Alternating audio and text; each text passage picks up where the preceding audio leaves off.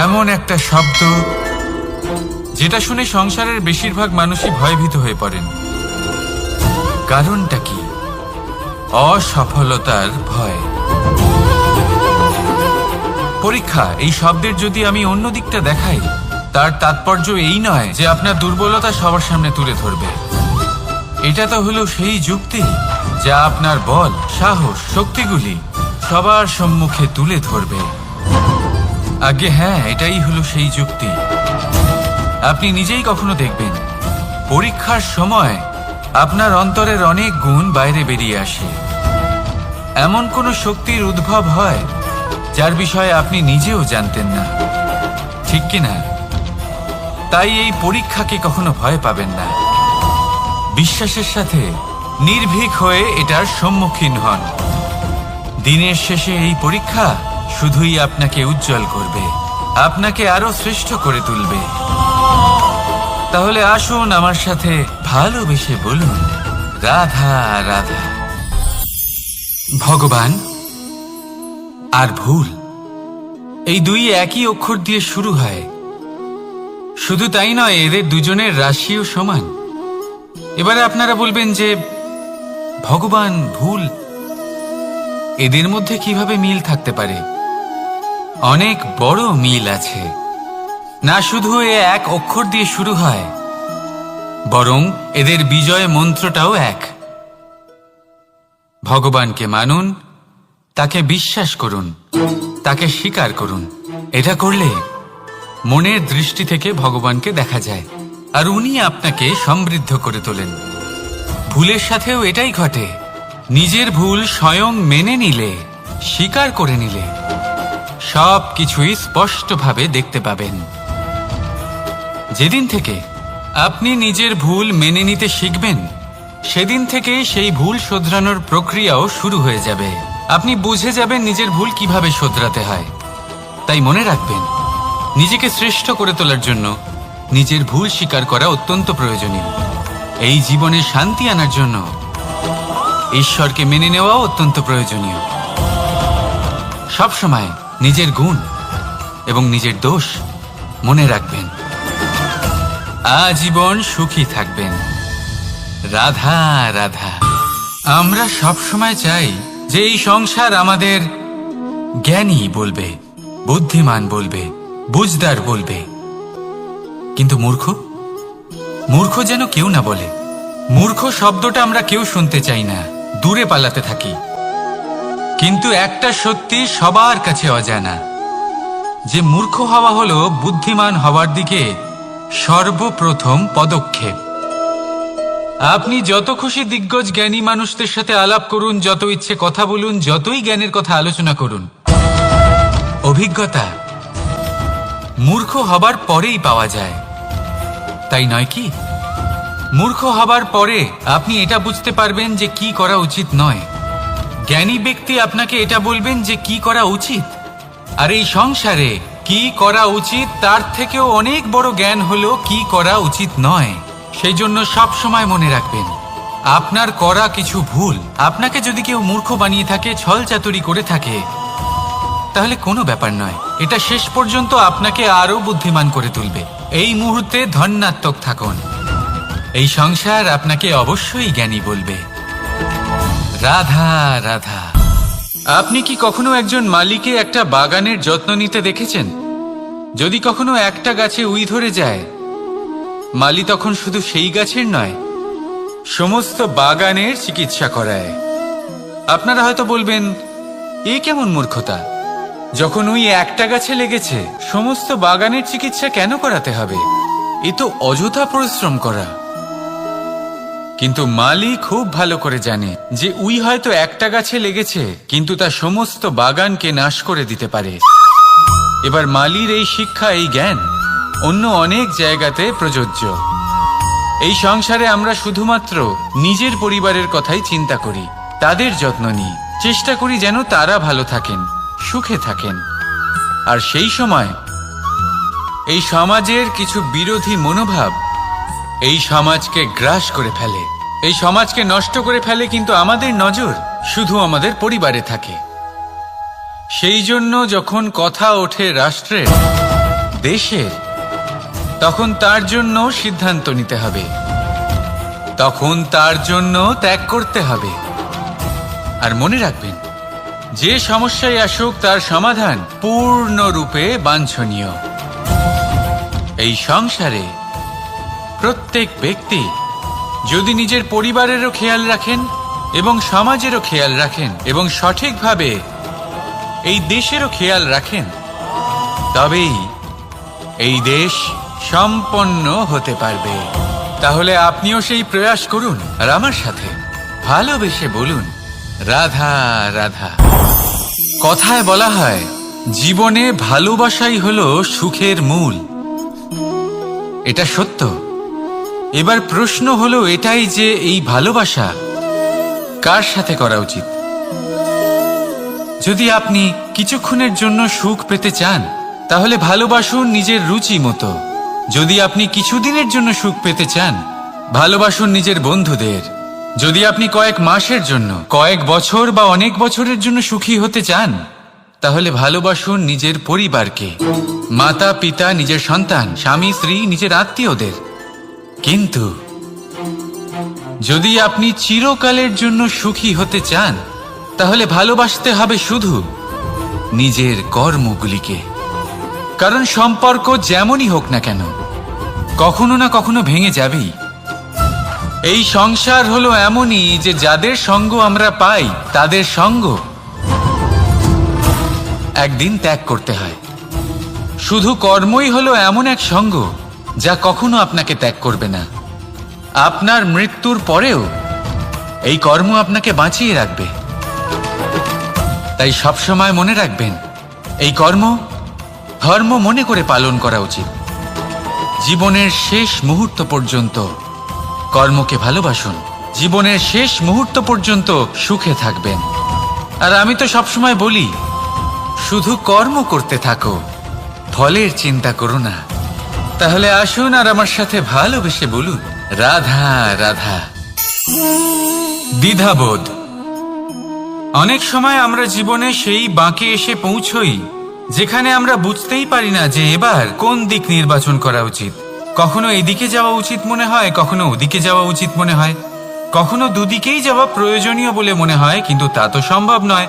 কখনো কখনো এটা মনে হয় যে এখানেই থেমে যাওয়া ভালো, কোথাও না যাওয়াই শ্রেয়। এবার একেই তো দ্বিধাবোধ বলে।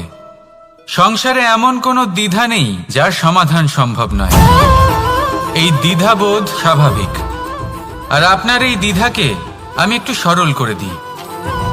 দ্বিধাগ্রস্ত হয়ে নির্বাচন করলে তখন এটা মাথায় নিয়ে করবেন যে আপনার এই নির্বাচনের ফলে এই সংসারের ওপর, এই সমাজের ওপর কি প্রভাব পড়তে পারে। নিজের লাভ ক্ষতির বিষয়ে ভাবা ছেড়ে দিন আর কর্ম করুন সংসারের মঙ্গলের জন্য, আগামী প্রজন্মের মঙ্গলের জন্য। ভাবুন আপনার এই নির্বাচনের জন্য কিভাবে তাদের জীবনের উদ্ধার সম্ভব। কারণ এই ভাবনাই হলো উচিত ভাবনা। কারণ অনেক সময় ওষুধ একটু কড়া মনে হতেই পারে, কিন্তু এই ওষুধই তো রোগ মুক্তি ঘটায়। সেইভাবে আপনাকেও এই দ্বিধার মুহূর্তে কঠিন নির্বাচন করতে হতে পারে। এই কঠিন নির্বাচন জীবনে কঠিন পরিস্থিতিও আনতে পারে, কিন্তু যদি এই নির্বাচন ধর্মসঙ্গত হয়, যদি এর দ্বারা সংসারের মঙ্গল হয়, তাহলে এই নির্বাচনই হলো সঠিক নির্বাচন। আসুন আমার সাথে ভালোবেসে বলুন, রাধা রাধা। মানুষ নানান ধরনের বাসনা পোষণ করেন। তাদের নানান ইচ্ছে থাকে, অভিলাষা থাকে, নানান কামনা করতে থাকেন, স্বপ্ন দেখেন, প্রার্থনা করেন যেন তা সফল হয়, নিজের সম্পন্নতা কামনা করেন, আর শেষে নিরাশ হয়ে যান কারণ এসব কিছুই পান না। আপনাকে একটা ছোট্ট উদাহরণ দিই। জঙ্গলের রাজা কাকে বলা হয়? সিংহকে। এবার যেহেতু সিংহ বনের রাজা, তাই হরিণ তো তার কাছে এসে এটা বলতে পারে না যে আপনি হলেন বনের রাজা, তাই আপনি আমাকে মেরে ফেলুন, আমাকে খেয়ে ফেলুন আর নিজের ক্ষুধা নিবারণ করুন। এমন তো হয় না। সিংহ যতই বনের রাজা হোক, তাকেও পরিশ্রম অবশ্যই করতে হয়, তবেই তার ক্ষুধা নিবারণ হয়। সেইভাবেই আপনার সমস্ত স্বপ্ন, আপনার সমস্ত ইচ্ছে, আপনার সমস্ত অভিলাষা, সমস্ত আকাঙ্ক্ষা পূরণ হবেই, অবশ্যই হবে, পরিশ্রমের দ্বারা। শুধু ভাবলেই হবে না। তাহলে আপনিও জীবনে পরিশ্রম করুন, নিজের সমস্ত স্বপ্ন পূরণ করুন, আর আমার সাথে ভালোবেসে বলুন, রাধা রাধা। আপনি কি কখনো কোনো উঁচু পর্বতের শিখরে পৌঁছতে পেরেছেন? যদি পৌঁছে থাকেন বা যদি আপনি কোনো উঁচু পর্বতের শিখরে যান, তাহলে ভালো করে দেখবেন, আপনি যত উঁচুতে অগ্রসর হতে থাকবেন আস্তে আস্তে সমস্ত বনস্পতি বিলুপ্ত হতে থাকে। তারপরে সমস্ত গাছপালা, পশু পাখি সব বিলুপ্ত হতে থাকে। শেষ পর্যন্ত সেই শিখরে থেকে যায় শুধুমাত্র শান্তি, নীরবতা।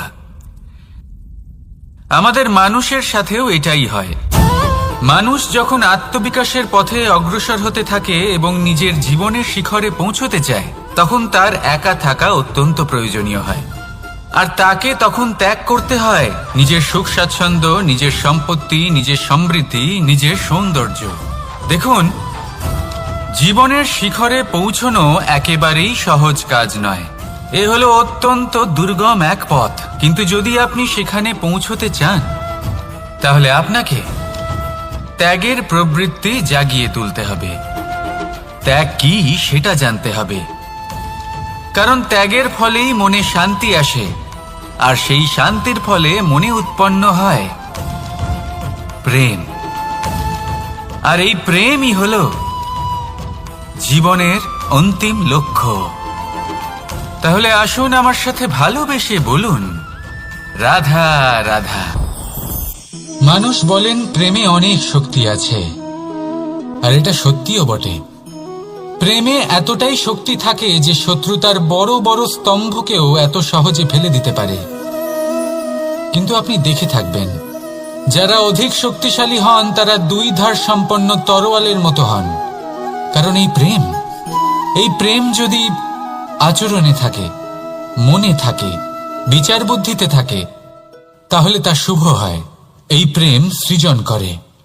কিন্তু প্রেম যদি ব্যবসার অঙ্গ হয়, যদি এই প্রেমের ব্যবহার নিজের স্বার্থ, নিজের অহংকারের জন্য করা হয়, তাহলে তা সংসারের বিনাশ ঘটাতে পারে। রাধা প্রেমের ব্যবহার করেছে শাম্বের কারণে, আর শাম্ব সেই প্রেমের ব্যবহার করেছে নিজের অহংকার, নিজের স্বার্থ সিদ্ধির জন্য। শেষ পর্যন্ত ক্ষতি শাম্বের হলো না, হলো প্রেমের। তাই মনের মধ্যে প্রেম ভাব অবশ্যই রাখুন, নিজের আচরণেও প্রেম ভাব বজায় রাখুন, কিন্তু সতর্কও থাকবেন আপনার এই প্রেম, একে নিয়ে কেউ ব্যবসা না করে ফেলেন। আসুন আর এই ভালোবাসার সাথেই বলুন, রাধা রাধা। সত্য, এই সত্য আসলে কি? কেউ বলবেন যা অসত্য নয় তাই হলো সত্য, কেউ বলবেন সেটা যার ভিত্তিতে আমরা বেঁচে আছি তাই হলো সত্য। কিন্তু সত্য আসলে কি? তার থেকেও বেশি গুরুত্বপূর্ণ হলো এটা বুঝতে পারা যে সত্যের ব্যবহার কিভাবে করা উচিত। যদি আপনার কাছে সত্য থাকে বা আপনি সত্য জেনে থাকেন আর আপনি তার ব্যবহার করেন, সদ্ব্যবহার করেন সংসারের জন্য, তাহলে আপনি এই সমস্ত সংসারের অনেক ঊর্ধ্বে চলে যাবেন।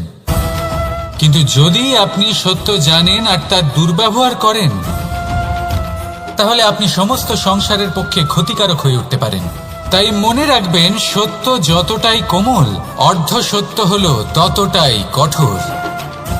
এই অর্ধ সত্য সমস্ত সংসারের বিনাশ ঘটাতে পারে। সেই জন্য জীবনে সত্যের বিষয়ে সম্পূর্ণ সত্য জানতে শিখুন। এ হলো অত্যন্ত গুরুত্বপূর্ণ। এই সত্য তার নিজস্ব দাবি হলো আপনি সাবধানে থাকুন। তাহলে আসুন আর আমার সাথে ভালোবেসে বলুন, রাধা রাধা। পঞ্চমহাভূত, জীবন রচনায় এর অবদান অনস্বীকার্য। এই পঞ্চমহাভূত আসলে কি? জল, বায়ু, অগ্নি, মাটি আর আকাশ। এবার শুধুমাত্র জীবন রচনায় এর অবদান আছে তা নয়, শুধু শরীর রচনাতে এর যোগদান আছে তা নয়, বরং এরা হলো আমাদের জীবনের সবথেকে বড় শিক্ষক। এবার আপনারা সকলে চমকে যাবেন, হয়তো আপনারা এই দৃষ্টিভঙ্গি দিয়ে কখনো দেখেননি। আমি আজ আপনাদের বোঝাবো এদের মধ্যে সব থেকে বড় তত্ত্ব জল। এ আমাদের কি শেখাচ্ছে? এই জল, এর নামই হলো জল, কিন্তু এ কখনোই আমাদের জ্বালায় না, আমাদের জ্বলনের কারণ হয় না। তাহলে কি করে? আমাদের তৃষ্ণা মেটায়, আমাদের শীতলতা প্রদান করে, জীবন দান করে। এর দ্বারা আমরা কি শিক্ষা লাভ করি? যে আপনার উৎপত্তি যেখান থেকেই হোক না কেন, আপনি যেখানেই জন্মগ্রহণ করুন না কেন, আপনার কর্ম সর্বদা শ্রেষ্ঠ হওয়া উচিত। আপনি জলকে যে কোনো পাত্রে রাখুন না কেন, সে সেই অনুসারেই নিজের আকার ধারণ করে নেয়। এর দ্বারা আমরা কি শিক্ষা পাই? এই শিক্ষাই পাই যে যে কোনো পরিস্থিতিতেই নিজেদের মানিয়ে নিতে হবে, নিজেকে সেরকম করে নিতে হবে। যে দেশেই থাকি না কেন, যে স্থানেই থাকি না কেন, যে পরিস্থিতিতেই থাকি না কেন, যে ব্যক্তির সাথেই থাকি না কেন, আমাদের সুখময় হয়ে জীবন অতিবাহিত করা উচিত। দেখুন, আমাদের কত বড় একটা শিক্ষা দিল এই জল, যা আমরা কোনোদিন দেখতেই পাইনি। নিজেকে জলের মতোই করে তুলুন। সুখের ধারায় স্বাচ্ছন্দ্যে প্রবাহমান হতে থাকবেন আপনি। নিজের আকারকে ভেঙে ফেলুন, নিজের সীমা লঙ্ঘন করুন। আপনি অবশ্যই একদিন মহানুভবতা অনুভব করবেন। তাহলে আসুন আর আমার সাথে ভালোবেসে বলুন, রাধা রাধা। জীবনের পঞ্চমহাভূতের দ্বিতীয় তত্ত্ব হল মাটি, ভূমি, ধরা, যে ধারণ করে, যা আমাদের সকলকে ধারণ করে, ভালো হোক বা মন্দ, নিজের কর্তব্য পালন করে। আর এটাই শিক্ষা আমাদের জন্য। আমাদেরকেও আমাদের সকল কর্তব্য পালন করতে হবে, তা সে আমাদের নিজেদের প্রতি হোক, আমাদের পরিবারের প্রতি হোক, সমাজের প্রতি হোক বা ঈশ্বরের প্রতি। এই শিক্ষা আমাদের মাটি দিয়ে থাকে। এ আমাদের পদতলে পিষ্ট হয়েও তার বদলে আমাদের বনস্পতি প্রদান করে। অগ্রসর হতে পদক্ষেপ নেওয়ার সময় আমরা পা দিয়েই ধরিত্রীকে পিছনে ঠেলি, কিন্তু এই মাটি আমাদের ঘৃণা করে না। সে আমাদের পরবর্তী পদক্ষেপের জন্য অপেক্ষা করে আর স্বাগত জানায়। আর হয়তো সেই জন্যই এই ধরাকে আমরা ধরিত্রী মাতা বলে থাকি। আর তাই এই পদবি, এই সম্মান, এই ভালোবাসা, এর আকার বা এর ভারের জন্য একে প্রদান করা হয় না, প্রদান করা হয় এর স্বভাবের কারণে। আপনিও যদি ধরিত্রীর মতো হতে পারেন, যদি আপনিও নিজের সকল কর্তব্য পালন করেন, বিশ্বাসের সাথে তা স্বীকার করে নিতে পারেন, যদি অন্য কারোর সাফল্যেও আপনি প্রসন্ন হতে শিখতে পারেন, যদি আপনি একটু কষ্ট সহ্য করে অন্য কাউকে প্রসন্নতা প্রদান বা অন্য কাউকে সেবা করতে পারেন, তাহলে আপনিও মাটির মতোই মহান হয়ে উঠতে পারবেন। তাহলে আসুন আর আমার সাথে ভালোবেসে বলুন, রাধা রাধা। জীবনের পঞ্চমহাভূতের মধ্যে একটা তত্ত্ব হল বায়ু। বায়ু, যাকে কিনা দেখা যায় না, বরং তাকে কিন্তু আমরা অনুভব করতে পারি। আর একে সব থেকে বেশি অনুভব করতে পারি তখন যখন বায়ু কম থাকে। বায়ু যদি লুপ্ত হয়ে যায়, তাহলে তখনই আমরা বুঝতে পারি যে বায়ু তো নেই, এ তো সমস্যার ব্যাপার। এবার এই বায়ু দ্বারা আমরা কি শিক্ষা পাই? এই বায়ু আমাদের এই শিক্ষা দেয় যে আমাদের কখনোই অহংকার করা উচিত নয়। আমরা সকলেই কখনো না কখনো চাই যে আমাদের শ্রেষ্ঠতা, আমাদের যোগ্যতা, আমাদের মাহাত্ম্য এই সংসার বুঝতে পারুক। আর নিজের মাহাত্ম্য প্রমাণ করার জন্য শক্তি দেখানোর কোনো প্রয়োজন নেই। কারণ যখন কোনো ব্যক্তি, এই সমাজ, এই সংসার আপনাকে নিজের থেকে দূরে করে দেবে, আপনার থেকে দূরে চলে যাবে, তখন আপনার মাহাত্ম্য কি তার আভাস সে নিজে থেকেই অবশ্যই পেয়ে যাবে। আপনার কিছুই করার প্রয়োজন নেই। বায়ুর মতো হয়ে উঠুন। বায়ু, যার কিনা কোনো ভার নেই, কিন্তু যখন সময় আসে, যখন সে তুফানের রূপ নেয়, তখন অত্যন্ত বড় বড় বিধ্বংসী কাজ সে করে ফেলে। আর তখন এর শক্তির কোনো তুলনাই হয় না। বায়ু, যে নিজের সঞ্চালন দ্বারা পৃথিবীকে প্রাণ দেয়, নিজের পরিবহন দ্বারা এই মেঘ সৃষ্টি করে, এই ধরিত্রীর তৃষ্ণা নিবারণ করে। বায়ুর মতো যদি আপনি হয়ে উঠতে পারেন, তাহলে হালকা হয়ে যাবেন, ওপরে উঠতে পারবেন এই সংসার, এই ভৌতিকতা, এই মোহ মায়া থেকে। আর তখন আপনি বুঝতে পারবেন যে প্রেম কাকে বলে। তখন আপনি বুঝবেন যে দান করাই হলো জীবন। তাহলে আসুন আর আমার সাথে ভালোবেসে বলুন, রাধা রাধা। জীবনের পঞ্চমহাভূতের মধ্যে একটা তত্ত্ব হলো আকাশ। আকাশ যা কিনা নিরাকার, যার কোনো আকার নেই। আকাশ যা হলো অনন্ত। আর আমাদের সবসময় মনে হয় যে এই আকাশ আমাদের সাথে জড়িয়ে রয়েছে। কেন? এবার এই আকাশ আমাদের জন্য কি না করে। আকাশ আমাদের ওড়বার স্বাধীনতা দেয়। আকাশ মেঘকে ধারণ করে যাতে আমাদের তৃষ্ণা মিটতে পারে। এই আকাশ সূর্য এবং চন্দ্রকে তার যথাস্থান দেয় যাতে আমরা প্রকাশও পেতে পারি, আবার অন্ধকারও, যাতে আমাদের জীবনে সামঞ্জস্য বজায় থাকে। আকাশের থেকে অনেক কিছুই শেখার রয়েছে।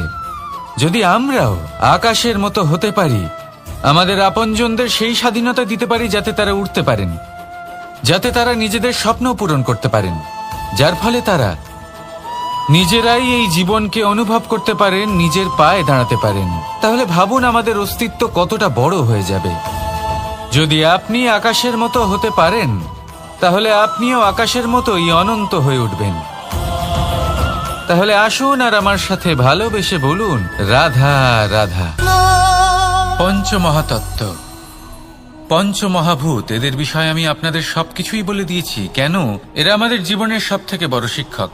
আর এদের থেকে আমরা কি শিক্ষা পাই? নিশ্চিত রূপে এই পঞ্চমহাতত্ত্ব আমাদের দেহের নির্মাণ করে, কিন্তু একটা ষষ্ঠ মহাতত্ত্ব রয়েছে। এমন এক তত্ত্ব যার না কোনো ভার আছে, না কোনো পরিমাণ আছে, কিন্তু তা হলো অত্যন্ত গুরুত্বপূর্ণ। ভাবনা। কেউ একে আত্মা বলে, কেউ একে বিবেক বলে, কেউ একে প্রাণ বলে, আর কেউ বলে চেতনা। এবার এই চেতনা যখন পঞ্চমহাতত্ত্বের সাথে জুড়ে যায়, এক হয়ে যায়, তখন মানুষের জীবনের নির্মাণ হয়। এবার আপনার দেহের নির্মাণ জন্ম থেকেই পঞ্চমহাতত্ত্ব করে দেয়। কিন্তু এই ভাবনা, এই চেতনা, একে আপনি নিজেই এগিয়ে নিয়ে যেতে পারেন। একে দিশা দেখাতে হবে, এর বিকাশ আপনাকেই করতে হবে। কিভাবে? তা আপনার উপর নির্ভর করছে। আপনি এর সদ্ব্যবহারও করতে পারেন, দুর্ব্যবহারও করতে পারেন। এমন এক দিশা দিতে পারেন, এমন সদ্ব্যবহার করতে পারেন যে আপনি নিজেই কোনোদিন ভগবত গীতার জ্ঞান দিলেন। এমন দুর্ব্যবহার করতে পারেন, এমন দিশাও দিতে পারেন যে আপনি হয়তো শকুনের মতোই মহাভারত রচনা করলেন। এই চয়ন আপনারই। শুধু এই চেতনার শুদ্ধতার দিকে বিশেষ নজর রাখতে হবে। যদি এই চেতনা শুদ্ধ হয়, তাহলে প্রেম থাকবে। আর যদি এই চেতনা অশুদ্ধ হয়, তাহলে বিদ্বেষ হবে। আর আমার মতে সুখ এবং শান্তি প্রেমের দ্বারাই লাভ হবে, বিদ্বেষ দ্বারা নয়। তাহলে আসুন আর আমার সাথে ভালোবেসে বলুন, রাধা রাধা।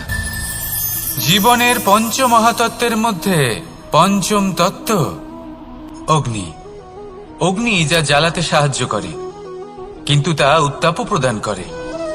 নিশ্চিত রূপে অগ্নি আমাদের জ্বালিয়ে দিতে পারে, কিন্তু আপনি কি কখনো এটা ভেবে দেখেছেন যে আগুন, তাকে নিজেকে কতটা জ্বলতে হয়, তাকে নিজেকে কতটা তাপ সহ্য করতে হয়? ও নিজে জ্বলে আমাদের উত্তাপ প্রদান করার জন্য, ও নিজে জ্বলে আমাদের ঊর্জা দেবার জন্য, আমাদের আলো দেবার জন্য, অন্ধকারে পথ দেখানোর জন্য, শত্রুর সাথে মোকাবিলা করার জন্য আমাদের সাহায্য করে, নিজে জ্বলে। যখন আমরা কোনো দেবতার জন্য যজ্ঞ করি, তখন দেবতার ভোজন গ্রহণ করার নিমিত্ত হয় এই অগ্নি। কত কিছু ওকে সহ্য করতে হয় আমাদের এত কিছু দেবার জন্য।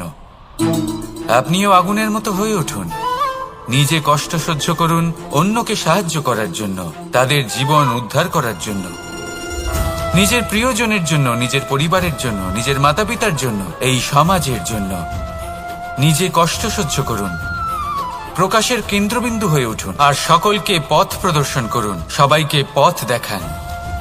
যেদিন আপনি আগুনের মতো হয়ে উঠবেন, সেই দিন ঠিক যেমন অগ্নিকে পুজো করা হয়, আপনিও সেইভাবে পূজনীয় হয়ে উঠবেন। যেমন সকল শুভকর্মে, সকল যজ্ঞে, সকল পুজোতে অগ্নিকে স্মরণ করা হয়, সেইভাবেই সকল শুভকর্মে আপনাকেও স্মরণ করা হবে। আর যেদিন আপনি এরকম হয়ে উঠবেন, সেই দিন জীবনের বাস্তব মর্ম কি আপনি তা বুঝতে পারবেন। তাহলে আসুন আর আমার সাথে ভালোবেসে বলুন রাধা রাধা।